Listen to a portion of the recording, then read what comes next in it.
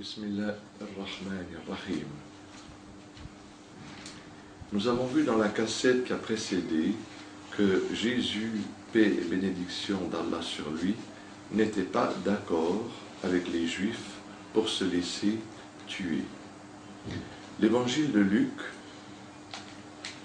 au chapitre 22, au versets 35 et 38, nous rapporte que Jésus a ordonné à ses disciples de vendre tout ce qu'ils avaient pour acheter des épées. Et c'était de véritables épées, ce n'étaient pas des épées spirituelles, comme on l'entend quelquefois. Car lorsque l'un de ses disciples a sorti son épée pour couper l'oreille d'un soldat qui était venu arrêter Jésus, Jésus leur a dit « Remets ton épée dans le fourreau, car tous ceux qui prendront l'épée périront par l'épée. » Et là aussi, nous voyons que Jésus n'a pas pu prononcer ces paroles, car Dieu ordonne à David de faire la guerre. Dieu ordonne à Moïse aussi de faire la guerre dans l'Ancien Testament. Et ils ont tué beaucoup de mécréants, et pourtant ils ne sont pas morts par l'épée.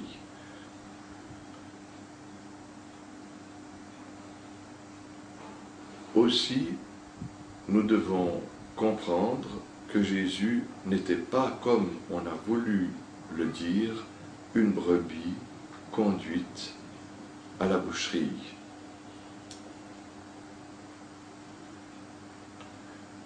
Plusieurs fois, les Juifs ont voulu se saisir de Jésus, mais ils ne pouvaient pas, car Jésus leur disait « Je suis avec vous encore pour un peu de temps, puis je m'en vais à celui qui m'a envoyé. Vous me chercherez et vous ne me trouverez pas, et là où je suis, vous ne pouvez pas aller. » Fin de citation. Évangile de Jean, chapitre 7, versets 32 et 36, et chapitre 8, toujours de l'évangile de Jean, versets 21 et 24, et rapporté aussi dans Matthieu, chapitre 23, verset 39. En effet, le Messie, Jésus, faisait allusion à son ascension. Il savait que Dieu le sauverait.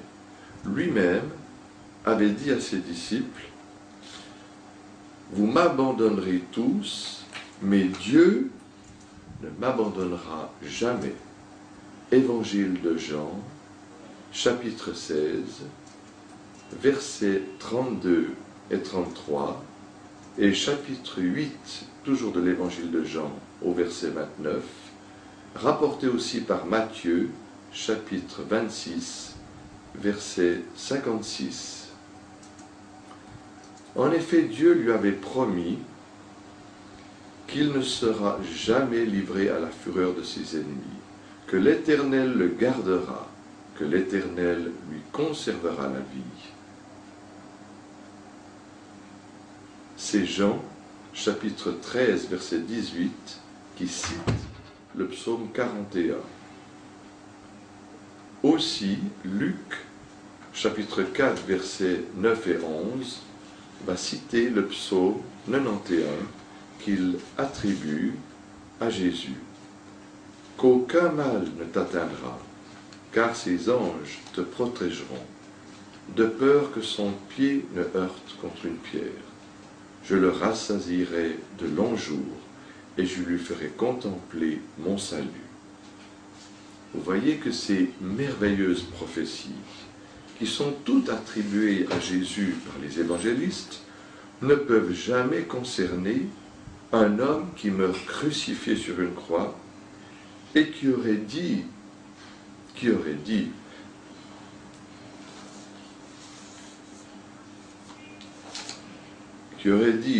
d'après l'évangile de Marc et de Matthieu, « Eloi, Eloi, lama sabachthani, ô mon Dieu, pourquoi m'as-tu abandonné ?»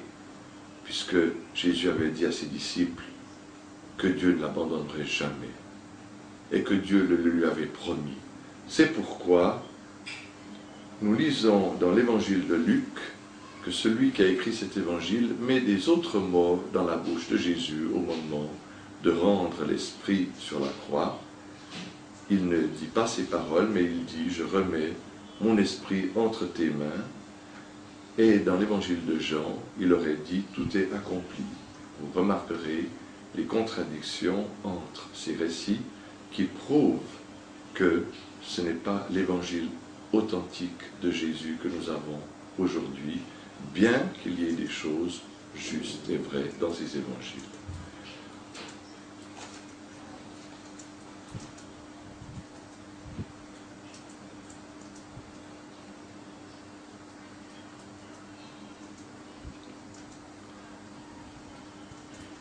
Plusieurs savants musulmans pensent que celui qui aurait pris les traits de Jésus serait Judas, qui l'aurait trahi, car plusieurs psaumes lui sont attribués de la part des évangélistes qui conviennent parfaitement à cette explication. Mais dans le Coran, nous avons donc seulement la vérité qui nous vient d'Allah, que quelqu'un d'autre était sur la croix, à qui Dieu aurait fait prendre les traits de Jésus.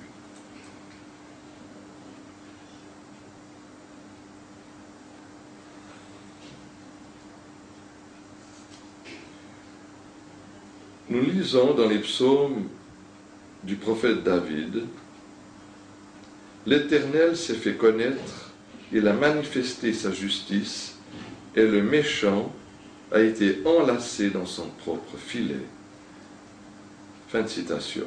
Puisque c'est Judas qui a livré Jésus, c'est lui qui était enlacé dans le filet qu'il avait tendu au Messie, et c'est lui qui était crucifié à sa place. Luc, dans les Actes des Apôtres, chapitre 1, verset 20, cite le psaume 109 à propos de Judas, verset 6. « Qu'un accusateur se dresse à sa droite. »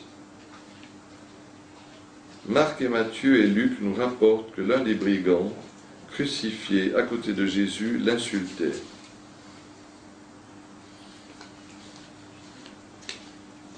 Verset 8. Que ces jours soient peu nombreux.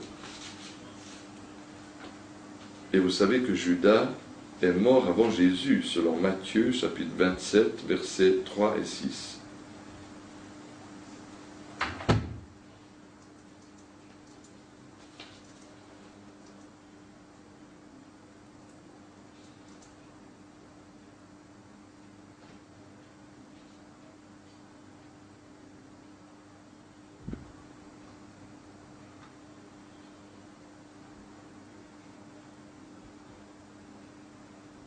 Dans le Deutéronome, au chapitre 21, verset 23,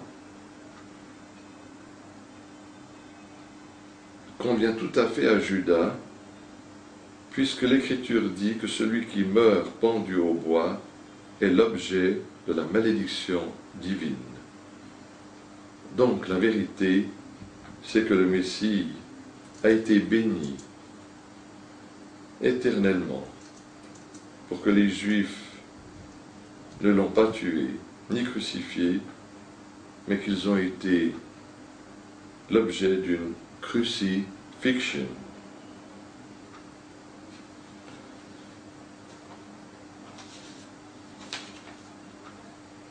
On peut se poser la question que Dieu, par cette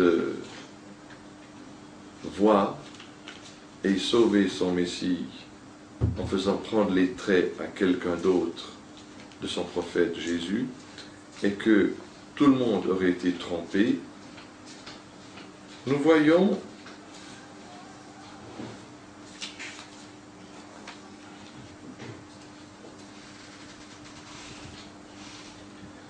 dans l'évangile de Jean, à la fin de l'évangile de Jean, que Marie s'approche du tombeau et elle cherche son fils, mais elle ne le reconnaît pas.